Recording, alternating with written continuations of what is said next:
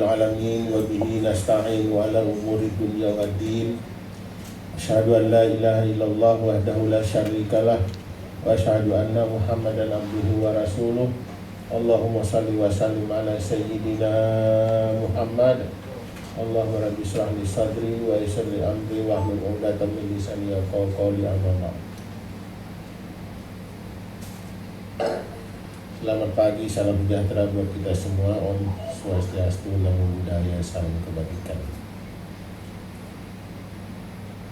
Yang saya hormati Bapak Wakil Gubernur Kalimantan Timur yang juga mengikuti secara virtual di rumah. Yang saya hormati para bupati, wali kota se-Kalimantan Timur yang mengikuti secara virtual, saudara sekretaris daerah Provinsi Kalimantan Timur, para staf ahli, staf khusus Gubernur Kalimantan Timur, saudara Kepala Bapeda Provinsi Kalimantan Timur dan seluruh aparat dan panitia pelaksana. Yang saya hormati Ketua dan anggota DPRD Provinsi Kalimantan Timur yang mengikuti juga secara virtual, Kepala Bapeda se-Kalimantan Timur, hadirin sekalian, satu persatu mungkin tidak bisa saya sebutkan, yang semuanya insya Allah dimuliakan Allah Subhanahu wa Ta'ala.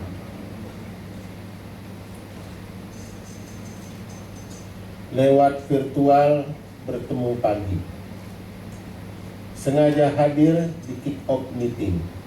Kabupaten kota perlu bersinergi. Hasil meeting sangatlah penting. Pantun.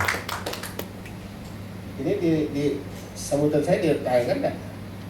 Ya.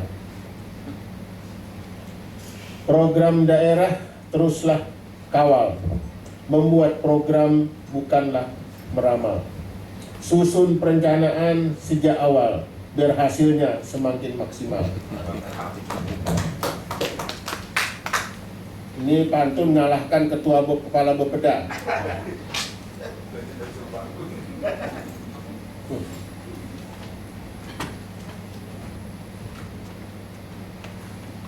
Puji syukur kita sampaikan kehadirat Allah Subhanahu wa Ta'ala, Tuhan yang Maha Kuasa, di mana pada pagi menjelang siang hari ini kita bisa bertemu sekaligus bersilaturahim melalui virtual dalam rangka mengikuti kick-off meeting penyusunan perubahan RPJMD 2019-2023 dan penyusunan RKPD 2022 Provinsi Kalimantan Timur, dan sekaligus juga melakukan penyelarasan perencanaan pembangunan kabupaten kota atau penyesuaian serta rencana kerja pemerintah daerah Provinsi Kalimantan Timur tahun 2022. Saudara-saudara sekalian, hadirin yang berbahagia,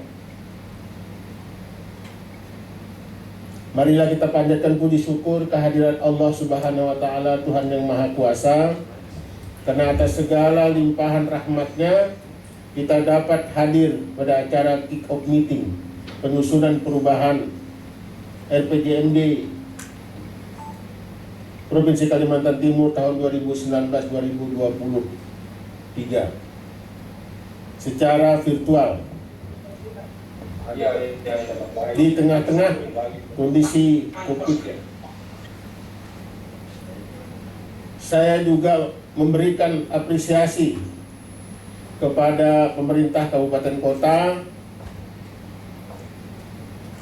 atas upaya kita saling bekerjasama bahu-membahu mengatasi penyebaran dan dampak akibat COVID-19. Bapak Ibu hadirin yang berbahagia, dalam forum yang sangat penting ini disadari bahwa tantangan pembangunan Kalimantan Timur ke depan akan semakin berat. Permasalahan sosial ekonomi yang kita hadapi saat ini perlu diselesaikan melalui kerjasama yang kuat dari berbagai pihak. Keberhasilan pembangunan di Kalimantan Timur akan dapat tercapai melalui sinergi pembangunan antara provinsi dengan kabupaten kota. Oleh karena itu, dalam kesempatan ini saya akan menyampaikan beberapa hal sebagai berikut.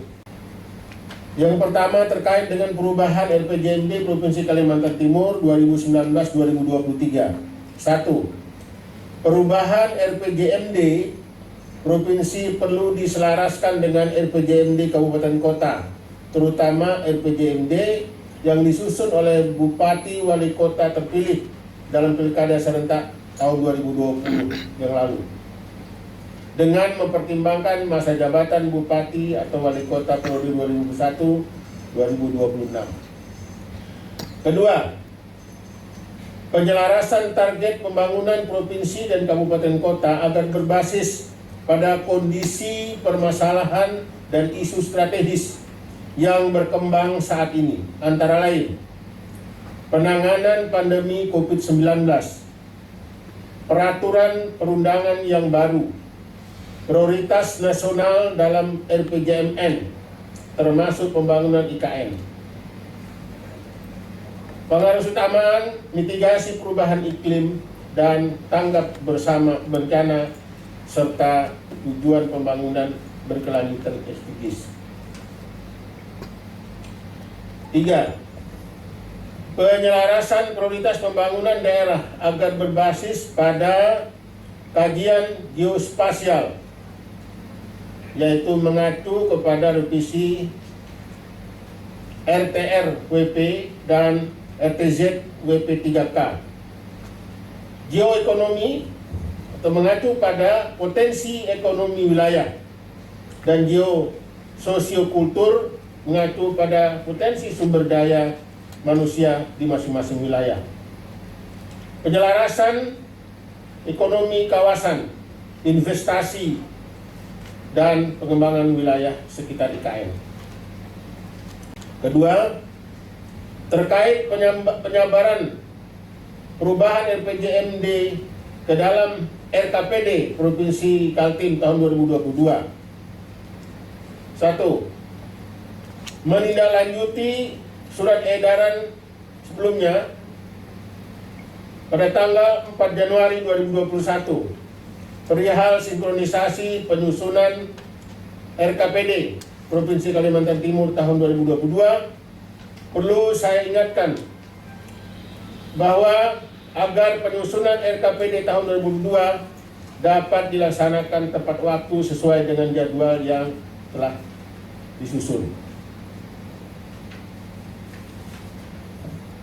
2.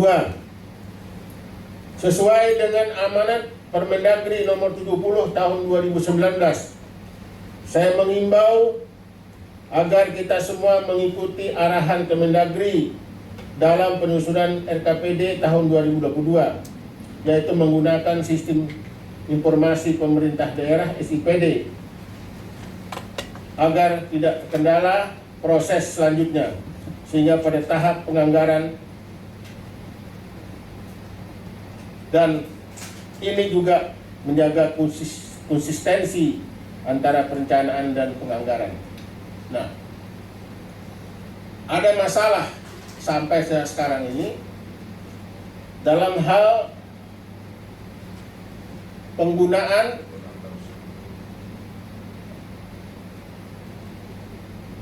perubahan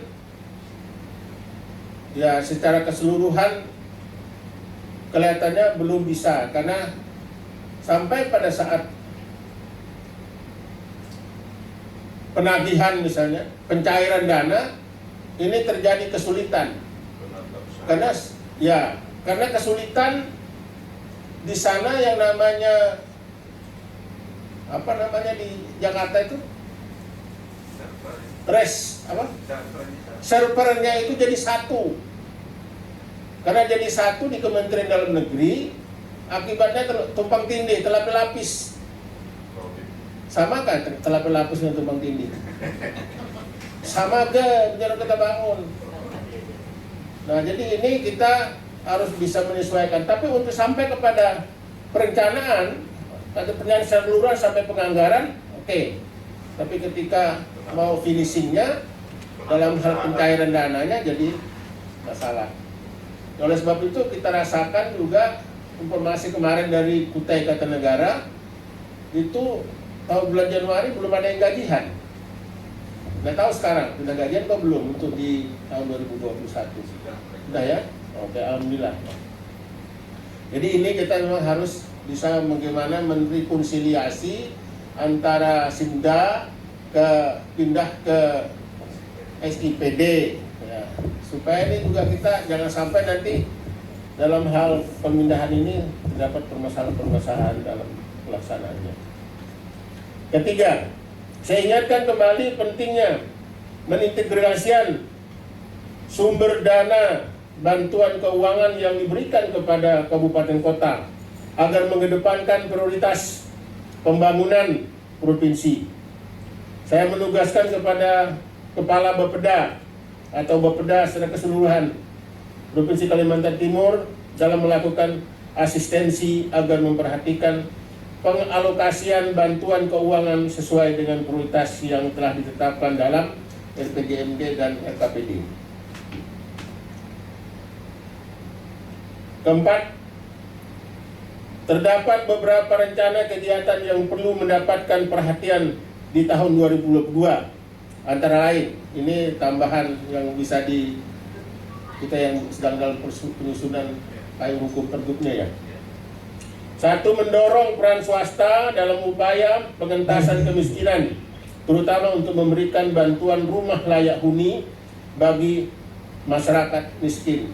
Ini terkait dengan koordinasi penggunaan dana CSR perusahaan-perusahaan yang ada di Kalimantan Timur. Ada Bu yang ikut. Yang kedua, penghijauan melalui tanaman buah-buahan dan tanaman lain yang berfungsi sebagai penutup permukaan. Kemudian, pengembangan kawasan ekonomi khusus sepanjang pantai selatan Samboja. Nah, jadi kita ini ada kawasan ekonomi khusus yang di MBTK Maloy Batuta Trans Kalimantan yang ini sudah dipayungi tapi belum melihatkan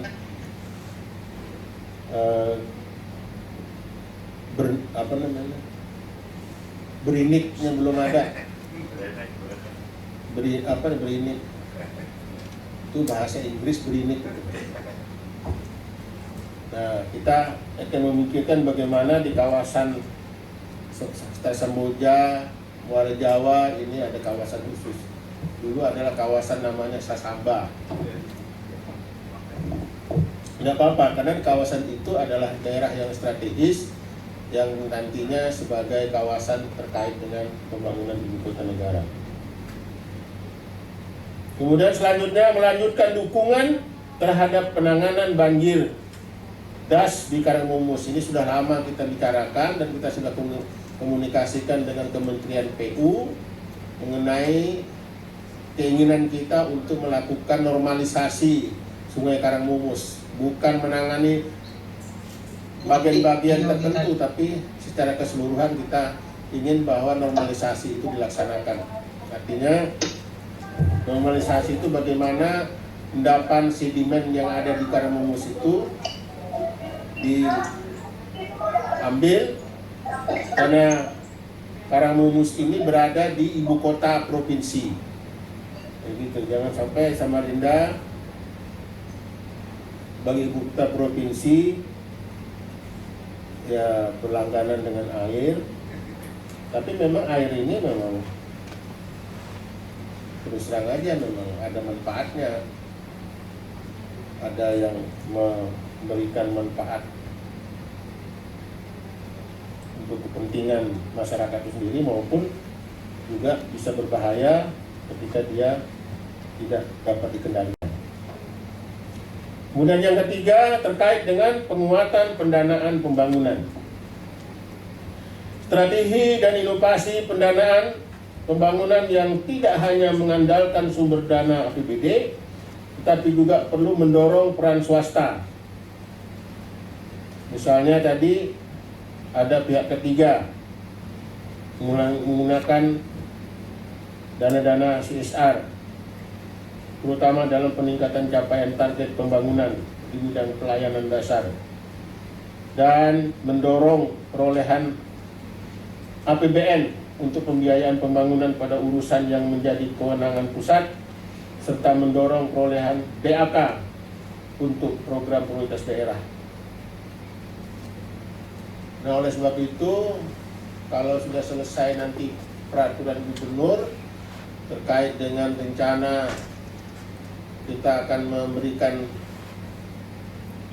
pelayanan terhadap pembangunan rumah layak huni masyarakat yang memerlukannya dengan para pengusaha, tentu kita akan melaksanakan atau paling tidak kita akan berkoordinasi dengan para pihak terkait perusahaan yang ada dan beroperasi di Kalimantan Timur untuk memberikan fokus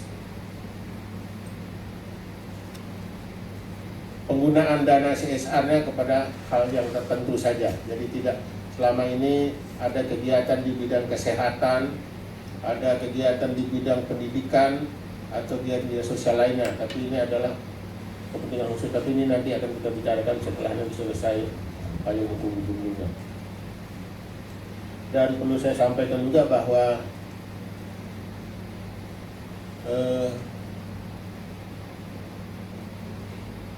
selama ini memang terjadi, sudah ada namanya program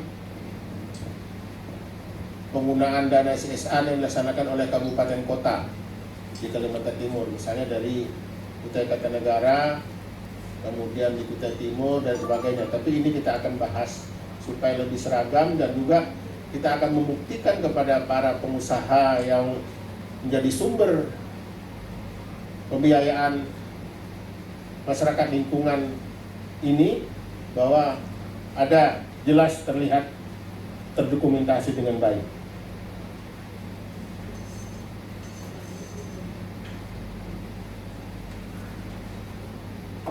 Kedua, target pendanaan pembangunan sebesar 32 triliun bukan hanya dari PAD murni Kalimantan Timur, tetapi juga termasuk penerimaan daerah dari kabupaten kota.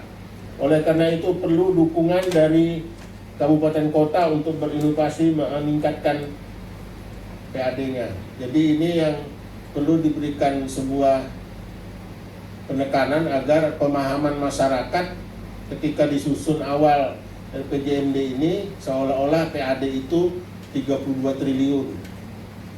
Jadi maksudnya itu adalah penerimaan daerah dalam hal kepentingan pembangunan dari berbagai sumber. Sumber dari mana? Sumbernya dari dana APBD sendiri, penerimaan daerah asli, kemudian dari APBN, kemudian dari dana-dana investasi, proyek-proyek pembangunan khusus dan sebagainya, termasuk proyek-proyek pembangunan strategis nasional. Kira-kira seperti itu ya. Ketiga, penetapan Kaltim sebagai pilot project program FCPF Carbon Fund, yaitu pengutamakan pembangunan ekonomi hijau agar menjadi perhatian untuk dapat dituangkan dalam dokumen RPJMD provinsi dan kabupaten kota, karena program ini dapat didukung atau mendukung peningkatan pendanaan pembangunan daerah. Ini perlu juga kita bahas dulu apakah ini masuk ya, karena ini dananya dari asing, dari World Bank. apakah ini bisa dimasukkan sebagai sumber penerimaan, karena dalam sistem pengelolaannya kita masih bahas dengan pemerintah pusat, apakah kita mengelola berapa persen dari dana yang sebesar 110 triliun itu, 110 juta dolar yang diperkirakan 1,5 triliun selama 5 tahun ke depan. Jadi ini kita bahas saja, nanti dibahas benar-benar ya. Apakah ini menjadi masuk ya, tapi kita pertimbangkan. Tapi menurut saya kalau kita pengertiannya bahwa sumber dana pembangunan itu ya masuk semestinya bisa masuk. Kita kan tidak melihat mengklasifikasi apakah ini murni APBD pendapatan daerah atau dari sumber-sumber lainnya. Bapak Ibu hadirin sekalian berbahagia, keberhasilan pembangunan provinsi perlu didukung oleh keberhasilan pembangunan di kabupaten kota. Oleh karena itu, mari kita perkuat kerjasama dalam perencanaan, pelaksanaan, dan pengendalian pelaksanaan pembangunan daerah. Sinergi dan sinkronisasi kebijakan pembangunan antara pemerintah provinsi dan pusat, pemerintah provinsi, kabupaten kota menjadi komitmen bersama untuk mewujudkan keberhasilan pembangunan dan kesejahteraan masyarakat. Jadi di sini kuncinya yang tidak ada dalam sekolah, yang namanya kebersamaan, namanya kerjasama, yang namanya koordinasi dengan baik, biasanya mudah disebutkan tapi biasanya dilaksanakannya susah. Karena perlu kita semua harus melakukan pekerjaan kita ini dengan tangan tulus dan ikhlas.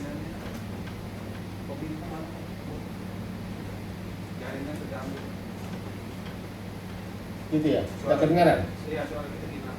Jaringan. Ya. Ini ada sekarang. Ada share dulu. Cek dulu, cek. Tidak Pak, sudah. Oke. Ya, oke. Sudah mau habis ini, sudah habis. Baru ada suaranya. Sudah tadi ada hilang. Hilang-hilang ya. Ada Mulai kemarin itu, mulai di Drogot, Pedatu di Sungai Tuak. Mati suaranya. Pindah lagi ke Patungau. Mati lagi suaranya. Sampai hari ini mati lagi suaranya. Nah, jadi Dinas Kominfo harus menguasai benar nih teknologi dari informasi kita ini. Karena Dinas Kominfo ini rasa-rasanya sejarahnya dulu itu tidak ada. Yang ada dulu adalah bukan, sudah lama penerangan itu hilang. Dulu ada di bidang statistik di Bapeda. Nah itu sebenarnya perannya itu di situ.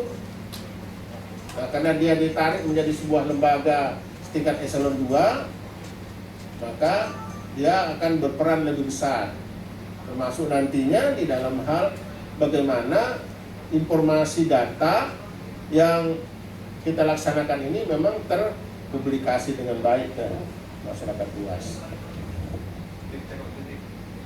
Hilang lagi suaranya. Nah itu. Share ada video kita. Oh ya, tidak apa-apa. Oke, siap. Saya kira itu saja yang dapat saya sampaikan. Dengan mengucapkan Bismillahirrahmanirrahim, maka kick-off meeting penyusunan perubahan RPJMD 2019-2023 dan penyusunan RKPD Pemerintah Provinsi 2022 serta penyelarasan pembangunan rencana pembangunan RPJMD bagi kabupaten kota yang nanti akan melakukan penyesuaian tahun 2021-2026. Terima kasih. Mohon maaf. Wassalamualaikum warahmatullahi wabarakatuh. Waalaikumsalam.